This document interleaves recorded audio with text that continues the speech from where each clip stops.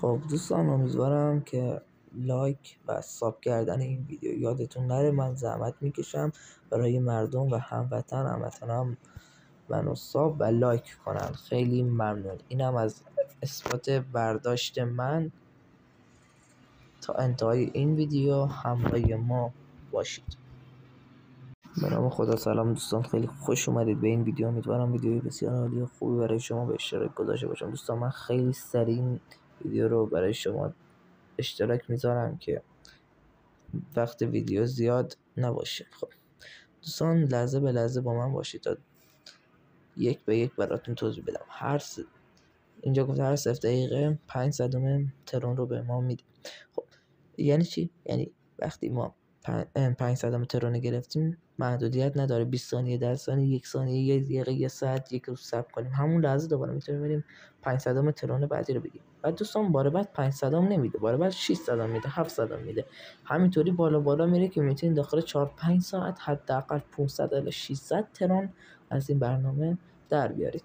خب دوستان، گزینه بعدی چی گفته نیاز به حساب فاست پی داره. حساب فاست پی از کجا پیدا میکنیم؟ حساب فاست پی یک حساب فاست پی میسازیم و وقتی حساب فاست پی رو ساختیم داخل بخش برداشت و سپرده کیف پول ترون رو کپی میکنیم و اینجایی که علامت میزنم واردش میکنیم، کپیش میکنیم، از اینجا وارد میکنیم. خب دوستان، ما پایین تر میایم روی گزینه وارد شدن میزنیم.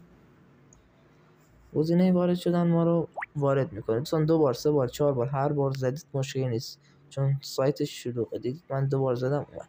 خب دوستان، اینجا گفته من ربات نیستم. من ربات نیستم و با این قرد بزنیم. خب اینجا من گفته چراغ راهنمایی رانندگی رو انتخاب کنم. من ویدیو رو استاپ میکنم که وقتی ویدیو گرفته نشه.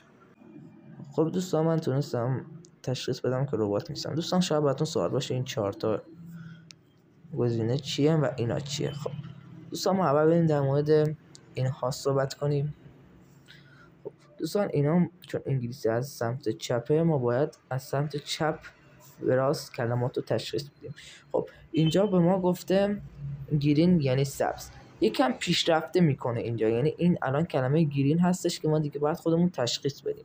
خب اولین کلمه گرین میشه، دومین کلمه به ما گفته براون. خب دوستان، براون شبیه کدوم شبیه است؟ این به جا او اومده 0 گذاشت، یعنی پیشرفتش کرده که اگه ربات باشه بتونه تشخیصش بده. خب و اینجا گزینه سیلور رو میزنیم و گزینه بعدی هم خب معلومه اینو میزنیم. خب دوستان، اینجا روی کپچا رو تایید کنید میزنیم.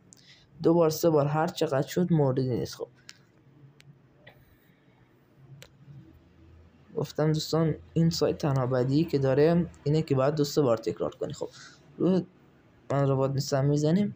من ویدیو رو استاپ میکنم تا درخت نخلا رو پیدا کنم. خب دوستان، من درخت نخلا رو تایید کردم که دیگه الان نمیخواد فلش بزنم چون شما دیگه یاد گرفتید.